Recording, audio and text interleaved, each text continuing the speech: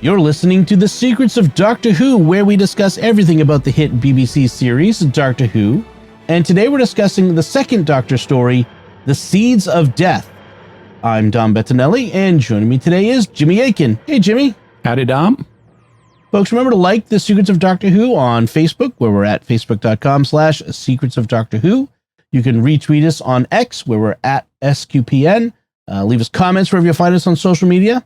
And I want to tell you about another show on the StarQuest Network I'm sure you'll enjoy, which is The Secrets of Movies and TV Shows, which you can find wherever fine podcasts are found, or at sqpn.com/secrets. So like I said, today we're discussing The Seeds of Death. Jimmy, can you give us a recap of what happens in this one? This week, the second Doctor, Jamie and Zoe, arrive on late 21st century Earth. Despite it being the space age, rocketry is an almost forgotten technology because now everyone uses transmat to travel. And the transmat beams are routed through a base on our sister planet, the Moon. But the Ice Warriors invade and take over the base. They kill some of the humans there, but one named Fusham, who is terrified for his life, helps them. Eventually, the Doctor, Jamie, and Zoe go up to the Moon in an old rocket to help, but they're unable to dislodge the Ice Warriors and beam back down to Earth. Meanwhile, the Ice Warriors have been beaming seed pods down to various Earth cities, and the seed pods explode, releasing fungus that looks exactly like soap suds, and it begins removing oxygen from the Earth's atmosphere to make it more like Mars. Meanwhile, the Ice Warriors have Fusham hook up a directional beam for them so that they can guide in an invasion fleet to the Moon, after which the Ice Warriors will transmat down to Earth for the invasion. But the fleet is low on fuel, so it only has one chance to land on the Moon, and Fusham surreptitiously turns on a video link to let Earth know what's happening. After which the Ice Warriors kill him, but he's redeemed himself for helping them. The Doctor discovers that, like in the movie Signs, ordinary water will kill the fungus soap suds. This explains why the Ice Warriors sent one of their group to a weather control bureau where he set the controls to keep everything dry with no rain so that the fungus soap suds could grow. The Doctor, Jamie, and Zoe go there, and the Doctor uses solar rays to kill the Ice Warrior at the Weather Bureau, after which the Doctor sets the weather control to make it rain. They also launch a satellite with a false directional beam to mislead the Martian fleet so that it will fail to land on the Moon and go into a permanent orbit around the Sun due to lack of fuel. To make sure that none of the fleet follow the correct navigational beam, the Doctor transmats up to the Moon, where he's captured by the Ice Warriors, but he surreptitiously turns down the power on their directional signal, and the fleet is diverted. The Ice Warriors then plan to kill the Doctor, but Joey transmats Jamie up to the Moon, and he and the Doctor manage to defeat the last of the Ice Warriors there. The end. Right. I also saw the connection to Signs, which we can talk about as we go through. I love the scene in Stargate SG-1 where they're talking about Signs without naming it. And Why would you land on a planet that's 70% water if water kills you? Yes, that's a great one. So your overall impression of this one? I enjoyed it. It's 6 parts, but it doesn't drag quite as much as some other 6-parters.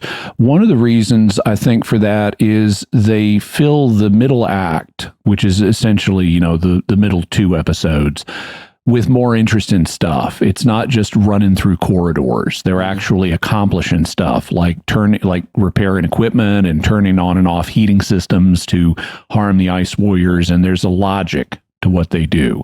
So it is a little long, but and the middle act is always, a little slower than the beginning and the final act. But I thought it was good as a story. I have some more criticisms of it from a technical aspect, navigational beams play a ridiculous role in this story.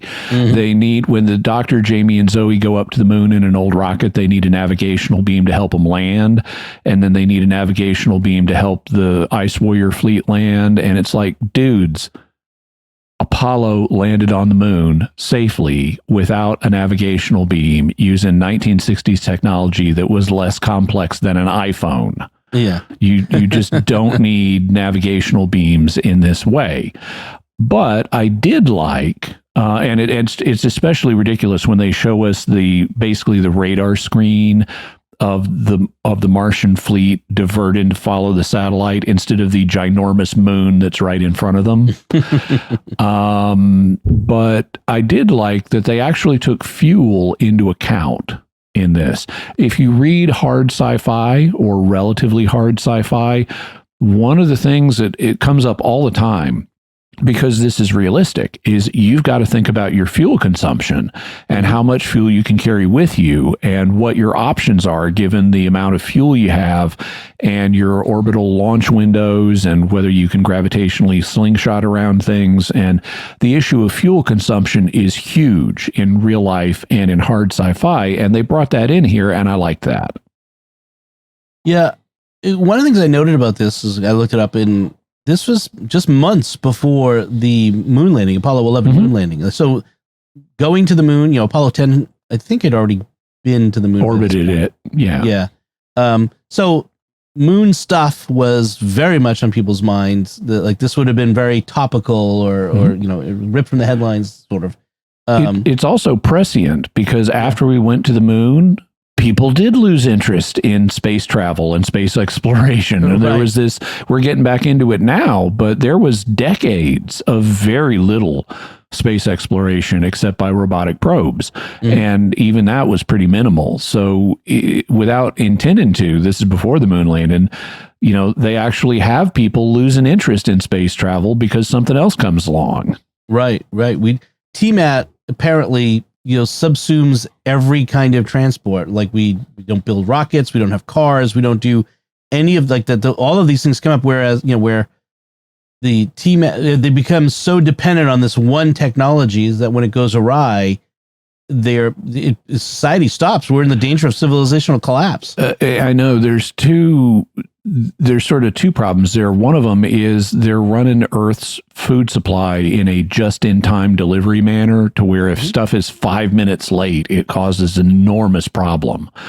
And it's like, okay, guys, you're running your schedule too close to the bone. You don't want to do that. And then secondly, they don't have backup technology for if something does happen. They don't have rockets ready to go to the moon, if the moon station goes down, and that's just ridiculous. I have read that we are, as a society, like 3 days to a week away from total collapse. If we couldn't, if say all internal combustion engines stop working, or if there was a Carrington event or something. Yeah, and we couldn't. Like cities in general have about 3 days to a week's worth of food in them, and then perishable food. Yeah, apart from like cans and boxes of things. But then we would quickly run out of that stuff after that. So unless you're a prepper, which many people are, but we're not 5 minutes away from the edge. No. Yeah. One of the other things about this one that kind of, it's an overall thing, is all the hissing and heavy breathing from the Ice Warriors was, I don't know. I have misophonia, which is sort of like certain sounds grate on my nerves. And all the hissing and heavy breathing was kind of grating. So certain early Cybermen voices also kind of do the same thing. I don't know what it is. It's a me thing. I know. So is this the beginning of TMAT or transmat as a thing? Yeah, they don't even have the name fully worked out here. They call it travel mat, but then they abbreviate it TMAT, and later it's going to be it's matter transmission. And so it's not travel mat anymore. That's just apparently the brand name for transmat, what they later call transmat. Right. And yes, I mean, it's essentially the Star Trek transporters, which would have been before this. So sort of the idea of copying that. Only without the Star Trek effect. One of the first times they use it, they show you the booth, and it does need a booth normally, although they say they can adjust that. But they show you the booth, then you hear the transmat sound effect beginning, and then they cut away, so you don't see the people suddenly pop into existence in the transmat, right? Because they don't have that sparkly effect from Star Trek. Later, they do have like the Dr. Jamie and Zoe just appear. Right. And the Doctor even settles a question for the Hooniverse that they haven't or didn't for a long time settle in Star Trek, which is, what does it feel like And the doctor says, I'm a little disappointed. There's no sensation at all. Right. Yeah. The way that they film it is they zoom in so that they can just simply cut, move the thing out, and restart the camera so that so that the thing is, whatever is in there isn't there anymore. And there were a number of interesting things visually. Normally, I don't pay much attention to direction in these, but when the Ice Warriors are zapping people with whatever kind of guns they use, they have this interesting distorted mirror effect where it's like they're warping a mirror back and forth, and so the image of the person being shot warps.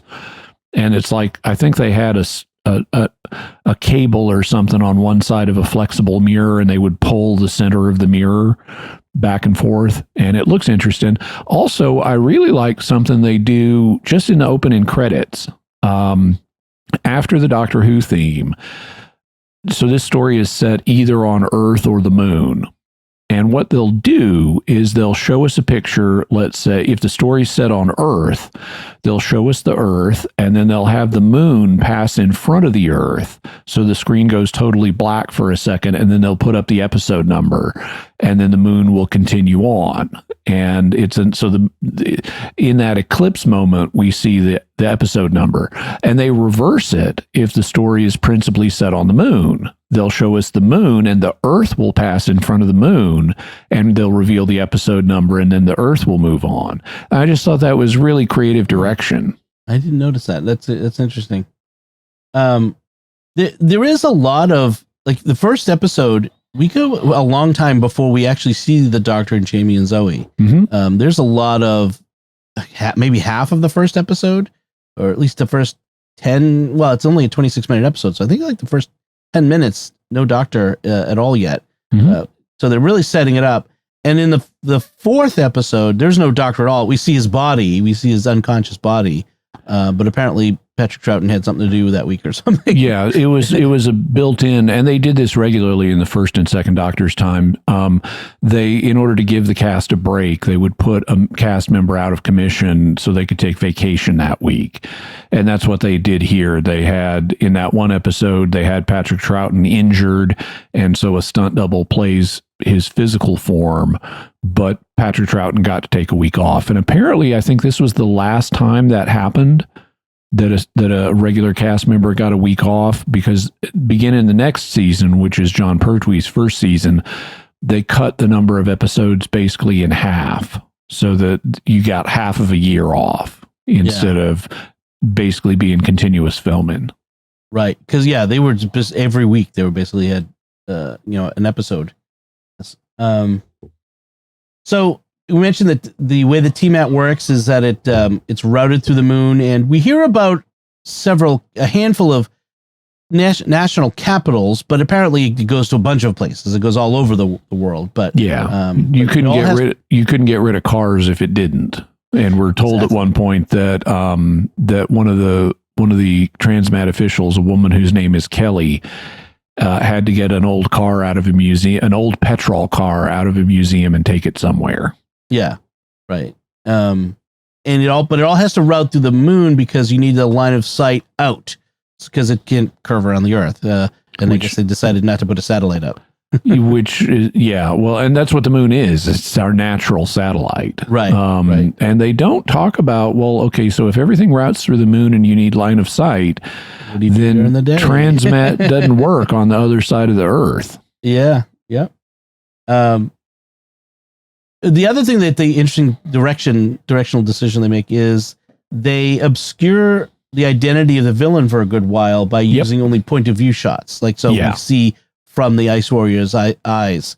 So we don't know who the villain is in this one. It's a slow reveal. First we hear their voices hissing, then we get to see one of their shoulders, then we get like a point of view shot, and finally we get to see it's the Ice Warriors by the end of episode 1. And this is the second Ice Warrior appearance. They were apparently popular in the first time they showed up with the second Doctor. Yep. The Ice Warriors episode. And so they brought them back for this. And it's a little surprising that Zoe doesn't know about them, because she's from about this time period in history. And I mean, Jamie and the doctor had encountered them before with Victoria. But Zoe, they have to explain to Zoe who the Ice Warriors are. And you would think at this point, now she's, I guess, from a little bit further into the 21st century than they are, because she's on a space station and they have rockets and stuff like that. So that would presumably set her, a little bit later in the 21st century. Mm-hmm. And they ought to know about the previous Ice Warrior attack, and they ought to know, right. There used to be people on Mars and they were the Ice Warriors and stuff. Right. Yeah. There's no clear indication of when exactly she's from, but they're just late 21st century. Yeah. Though the Ice Warriors took place in 5000 AD, so much further forward. So this is an early Ice Warrior. But Zoe's people ought to remember this event. Yes, right. Exactly. And there have subsequently been earlier appearances, like the 11th Doctor episode, Cold War, but I can't hold the showmakers responsible for something that was going to happen 40 years later. They didn't see the future. So we had a little fun thing, which was happened. This has happened a few times, where the TARDIS lands and they're looking out through the viewer and they don't understand where they are. It's very strange. Oh, it turns out they're in a museum. In fact, the first Doctor had something like that, where we talked about recently, where they've done this gag. This is our second time we've landed in a space museum. Yeah.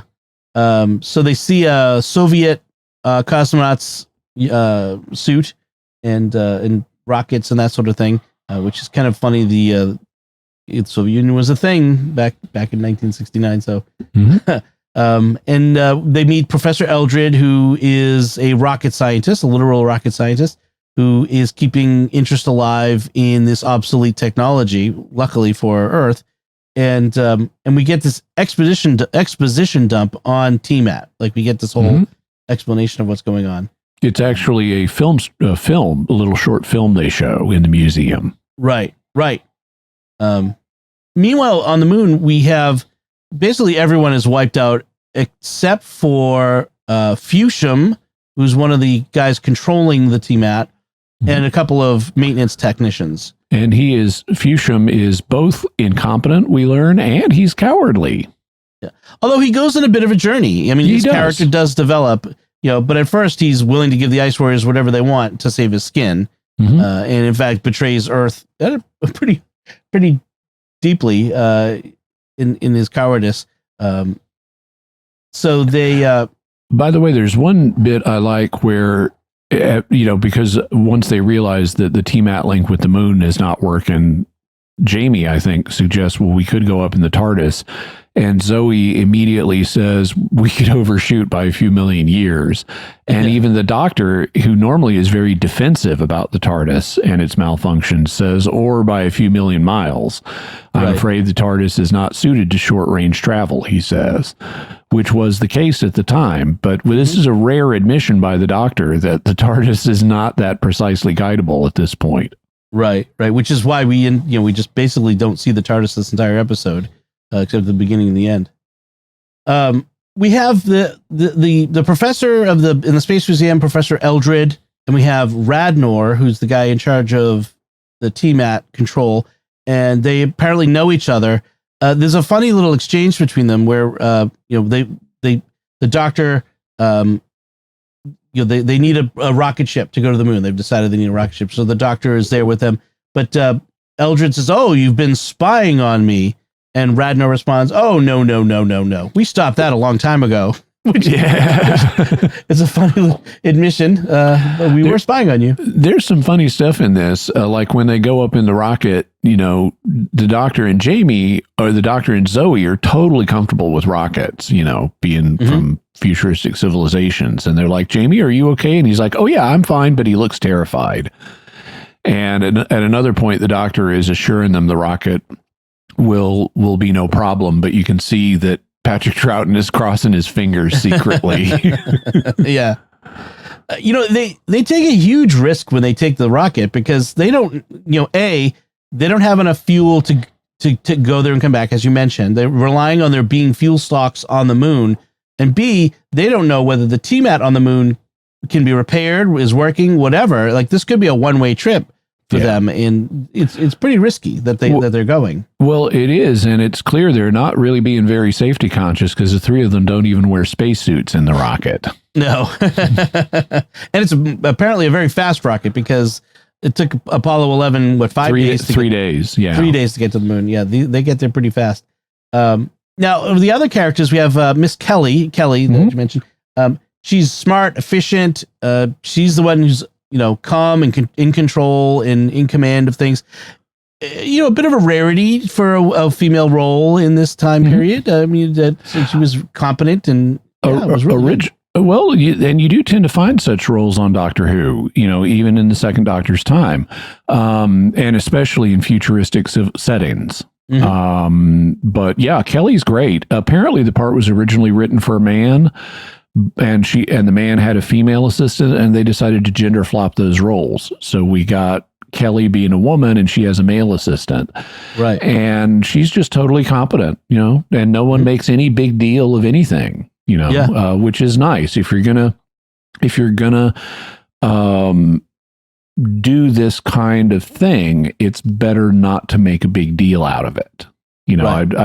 I much prefer having everyone just accept Kelly as she's like super competent and not worry about it, as opposed to, well, I know she's super competent, but she's a woman. And it's like, who cares? She's super competent. That's the point. We don't need to worry about the fact she's a woman. That's not relevant to what she's doing.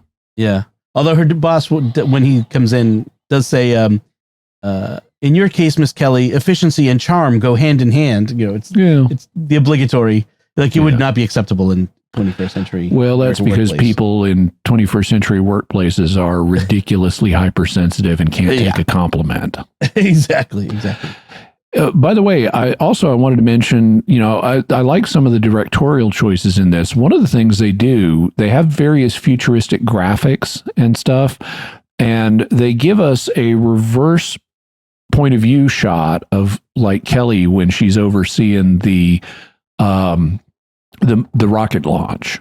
And what they do is they project onto her face these futuristic designs, and like one of them is a countdown, so you see the numbers on her face backwards counting down as she's looking into some display that we don't get to see.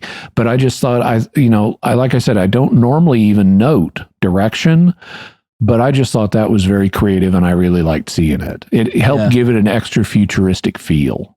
Yeah, they often Doctor Who they don't pay attention a lot of the details in this era, of the controls or the technology. But in this one, they felt like they were doing a little extra with some of the stuff. And British television tends to have more creative direction than much American television does. In a lot of American television, the direction is basically give us an establishing shot and then push in for character close-ups and then just bounce back and forth between the characters in close-ups as they're dialoguing. Yeah. And British television is frequently much more creative than that. Like I watched a thing a long time ago about the British sci-fi show Blake 7 and the direction they used in that. And it's like, right here in the first episode, we're in this futuristic environment. They've got these metal staircases and we're shooting through the metal staircases to look at the characters. It's just much more than just establishing shot followed by a series of close-ups. Right. Speaking of the technology, I have to laugh because the whole rocket and homing beacon navigation nonsense included a radio that they have to home in on that runs on vacuum tubes. Yeah. that was funny. So the Doctor, interesting that the second Doctor has a very particular personality, and at one point he gets chased by the Ice Warriors in fear for his life, and of course you get Patrick Troughton's funny run. He's like a Mr. Bean sort of character, but he ends up begging for his life and convinces them that he's a genius. It's very different from what you'd see from, say, the third Doctor or the first Doctor. It's it's that characteristic. Interesting. Yeah, he even at one point tells him he can help him like Fusham is. Right, which is apparently to betray the people of Earth. So the Ice Warrior plan is to beam these seeds of death all over the world, which is basically balloons filled with the powder. White balloons filled with like white powder that then turns into soap suds. Yeah. And this is not the only occasion in the second Doctor's era where they've used soap suds as a special effect. This is like the second time they've done that. And so these seeds of death, it's ingenious plan sort of that it kills the people in the control center when they explode in the TMAT booth. And so they vent it to the outside. Unless you cover your mouth with a handkerchief. Right. If you get your N95 mask on in time. And they vent the gas outside, which is entirely the point, to get it out there and so that it can, multiply in the atmosphere and start sucking up all the oxygen. So a bit of a multi-level plan. It's not a very simplistic, we're sending bombs to these places. No, they have more of a plan. Which is good, because if they sent bombs, the bombs would explode and destroy the transmat system, and that would be all they would destroy. It wouldn't Marsiform Earth. Right. There is a bit sequence on the moon base where first Jamie and the technician, who are free from the ice warriors, they're crawling through ducts to get to control center because they want to adjust the temperature. Ice warriors need it to be very, very cold, so they want to turn the heat up on them. And then at one point, the technician is like, he's got to crawl out through this ventilation duct, and he can't fit through the opening. Like, I'm staring at him going, dude, if you just twisted your shoulder a little bit, but we had to have this this whole thing where no, he can't fit, so that Zoe has to do it later. She comes back with him, and so she will go through the thing, and she turns up the heat, and it's like 50 or 60 centigrade, which is that's getting hot. Yeah, that's really super hot. Yeah, that's 100 something degrees, 120 degrees or something in there. And for Martians who would be used to 100 degrees Fahrenheit below zero or more, that's scalding hot. Right. In fact, it kills several of them right off the bat. One thing I like is, so when the Martians start putting the seed pods down on Earth, one of the people on Earth is thinking, why are certain cities getting these seed pods? And he eventually pieces it together. They're all in the Northern Hemisphere, and it's winter right now in the Northern Hemisphere, so they must be sensitive to temperature. And so that's kind of a neat thing. Also, at about the same time, up on the moon, Fusham is having some character development because the Ice Warriors tell him to beam the Doctor into space. And he says, well, that can be done, but I'll have to reset the machine so that it doesn't need a booth. But he says, but that can be done. But he balks. And he's like, so he shows it, even though he's willing to cooperate with the Ice Warriors, he's not ready to just kill somebody. Right. And Jamie and Zoe, the Ice Warriors have put the Doctor in the transmat chamber, and Jamie and Zoe sneak up from behind the chamber and yank the Doctor out through the ductwork. So it looks like he's been transmatted when really he wasn't. But I like the fact that Fusham is getting this on his character arc. We've now seen what his limit is. He won't actually kill somebody, and that moves him down the line towards he's eventually going to betray the Ice Warriors and redeem himself. Right. He's even to sacrifice his own life. He convinces Kelly and the Doctor that, we've got a switch, or like a delay switch. So I'll send you guys back to Earth, and then I'll just use the delay switch to come back. But it's broken. He's lying. Yeah, he knows, and Kelly knows, but he kind of convinces her for the moment that the delay switch is not broken, but he's deliberately self-sacrificing himself. Right. I also really like, I have in my notes, I just love how practical and spunky Zoe is. Yeah. She is the best female companion of the Troughton era by far. She's also the perfect counterpoint for Jamie. I mean, he's the boy from the past. She's the girl from the future. And I really like how Jamie and Zoe are sort of mirror images of each other, because Zoe's primary character, they're both spunky. And I really like that. But Zoe's primary characteristic is she's smart. She's as smart as the Doctor, basically. and but she's also brave. Meanwhile, Jamie, his primary characteristic is he's brave, but he's also smart. He can roll with these futuristic situations and stuff and hold his own. So I just love the smart and brave girl from the future and the brave and smart boy from the past. I only wish they'd hit on this combination earlier in Patrick Troughton's run, because I just think it's ideal. And I also love how nobody but Jamie, being from the past, makes anything out of the fact that Zoe's female. Right. Yeah. She's just like, I'm going to take care of this. And she goes and takes care of it. Mm. So, one of the things that kind of got me about this story is the security guards are the silliest security guards ever. They wear these clear bowls on their heads. Yeah. There's like this at one point where this one guy is kind of stalking an ice warrior outdoors, and he's kind of following him. And when the ice warrior spots him, he just runs out into the open to get shot. He was like the worst soldier ever. He didn't really get the cover part of either the duck or the cover part of duck and cover correct. So you mentioned like they beam into the northern hemisphere, and this ice warrior goes to the weather control station, because at this point in time, not only do we have TMAT, but we also have apparently absolute control over the weather. Mm-hmm. And so they want to make sure it won't rain, because like the aliens and signs, they stupidly arrived on a planet with their plan that could be washed away by water. The stuff that kills you literally falls out of the sky. Right. So he sabotages the weather control station, but of course the doctor eventually gets it working, and it starts raining and washes all the fungus away. That is the problem. There is one point in the fifth or sixth episode where this officious bureaucrat shows up from the United Nations, sort of Radnor's boss, like the TMAT control guy's boss. Yeah, his name is Sir James Gregson. So they apparently still have titles of nobility at this point. Apparently. He throws his weight around. He highlights the absurdity of the TMAT being the only means of transportation.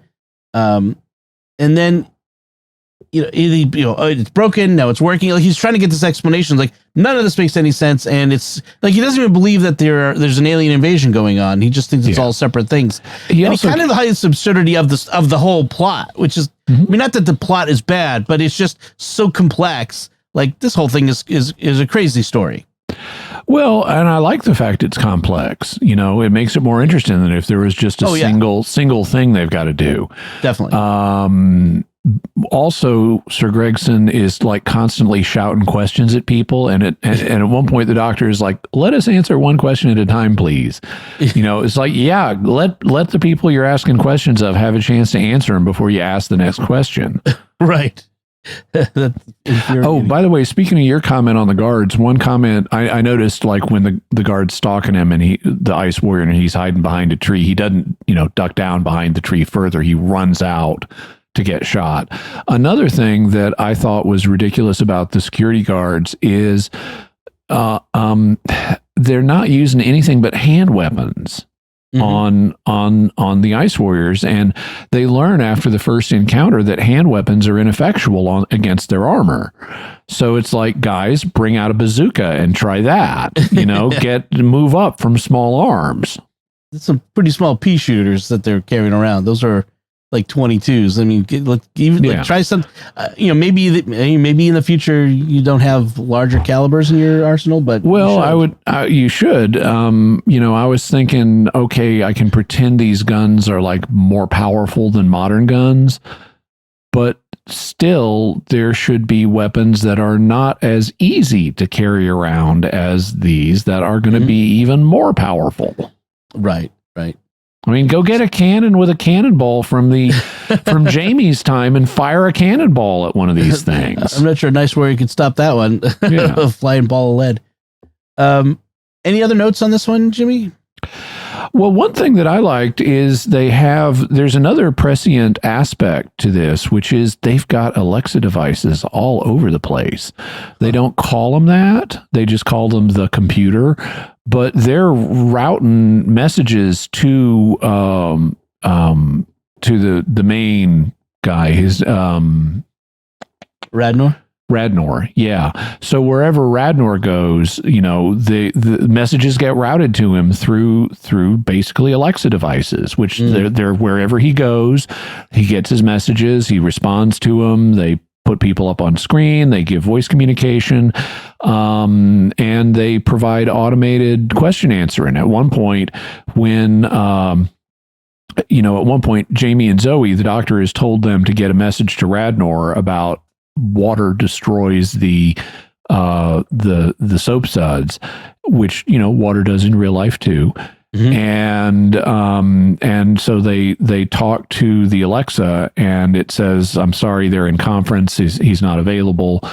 And so they decide to go to the weather station themselves, and Zoe had just made this point of, Jamie had said, "Well, where are we going to find Radnor?" She says, "We'll ask the computer." And then, she does, and it's functioning as it should. And then it's like, well, okay, we're going to go to the Weather Bureau. How do we find that? Well, we'll just have to find it. It's like, Zoe, you just asked the computer where someone was, and it answered you. Ask the computer for directions. That's right. What we do today. So even though they were prescient about, and it wouldn't have hurt the plot if they did that. It's not like them not knowing how to get there is a plot point. They just proceed there, even though we don't see them get directions. But the computer could have just told them, and it would have been fine. So they got that. Okay, we're going to have omnipresent computers that you can talk to, that have voice interfaces, and that can relay messages and information around to you. They just didn't fully think through all the things you could do with them. I'm just glad our Alexas and Siris and whatnot don't have the weird affect of the. No, it's sort of like it emphasizes the N sounds. Inspector Radnor is not available. Yeah. Yeah, no information yet available. It was very, very weird. It actually almost like what's his name from Galaxy Quest? The Thermite. We're very happy. Thermite, yeah. Anything else on this one, Jimmy? Nope.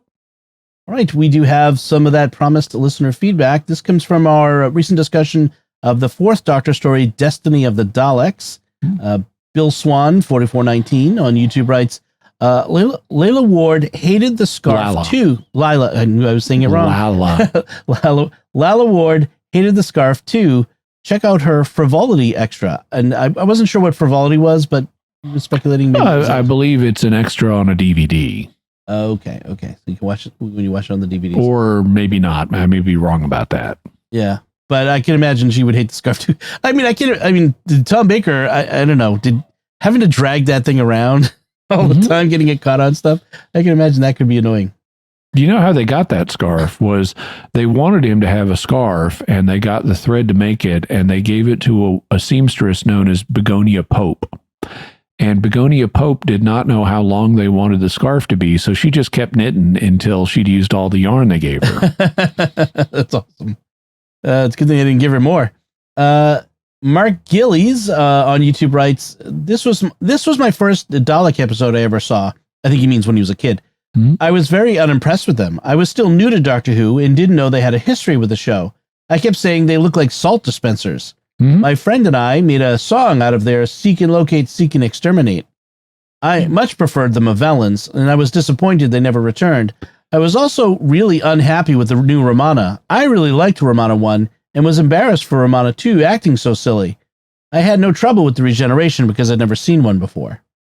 Okay, so there's several things there. The first one is, the Daleks do look like salt shakers and pepper shakers, which are commonly designed together in pairs. And in fact, in British culture, they frequently refer to the Daleks as pepper pots because they look like pepper shakers. I also liked Romana 1. I thought she was really cool. I wish she had stayed longer on the show. I don't mind Lalla Ward. In this particular episode, the contrast is so stark to Romana 1, but this is a passing thing. Romana 2 will get better. Yeah. I mean, I remember we've seen, the only other one I've seen her in is Shada, and she was great in that. I think she was really good in that one. So it's the thing where whenever there's a regeneration of some sort, a replacement, you miss the old one that you've gotten used to and you enjoyed. The new one is like, oh, I don't know if I'm going to like this. And then you come to like them. Well, there's also a problem from the writing point of view because the writers don't know what the new actor is going to be like. And so they tend to write the way for the previous actor or what they were doing with the previous actor, or they just make guesses. This was a problem that Tom Baker noted when he came on the show because John Pertwee had a much more regal, I hate to say it this way, but kind of snobbish approach to the character. And so Baker complained that the first few scripts he did, like Robot, which was a leftover John Pertwee script, the Doctor was written in this much more elite, snobbish, stiff manner, and he had to deliberately try to find things to do to shake it up. Yeah. And then the writers eventually cottoned on to the fact, oh, Tom Baker has this very different, much more informal character. And they were able to start writing for that.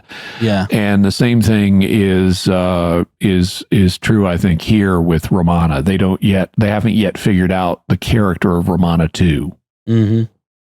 Oh, and the Movellans. Yeah, I know. I would have loved to see more of the Movellans. They do technically appear in a montage in the 12th Doctor's time where he and Bill Potts, it's in the episode, The Girl with the Star in Her Eye, that introduces Bill Potts. Yeah. And the Doctor is taking her on kind of a tour of different places in time and space, and we see the Daleks fighting the Movellans again. But that's it. But you can hear more stories involving the Movellans in Big Finish. So there is some expanded Movellan content. If you're looking for something Doctor Who, you can probably find it in Big Finish. Excellent. Well, thank you both for your feedback. We really do appreciate it. And now we'd like to take a moment to thank our patrons who make it possible for us to create the Secrets of Doctor Who, including Tomo G, Sharon P, Joel I, Edward R, and Derek M. Their generous donations at sqpn.com/give make it possible for us to continue the Secrets of Doctor Who and all the shows at StarQuest, and you can join them by visiting sqpn.com/give. We'd also like to thank Zyman Yannick, who edited this episode. So that's it from us this time. What did you think of the Seeds of Death? You can let us know by commenting on the show at sqpn.com or the Secrets of Doctor Who Facebook page. Send an email to drwho@sqpn.com. Visit the StarQuest Discord community at sqpn.com/discord. And you can watch the Secrets of Doctor Who on our YouTube channel at youtube.com/StarQuestMedia. We'll be back next time when we'll be discussing the third Doctor story, The Green Death. Until then, Jimmy Akin, thank you for joining me and sharing the Secrets of Doctor Who. Looking forward to the second part of our Death trilogy, Seeds of Death, and then The Green Death, and one more death after that. The City of Death. And once again, I'm Dom Bettinelli. Thank you for listening to the Secrets of Doctor Who on StarQuest. And remember, he has no more idea than the man in the moon.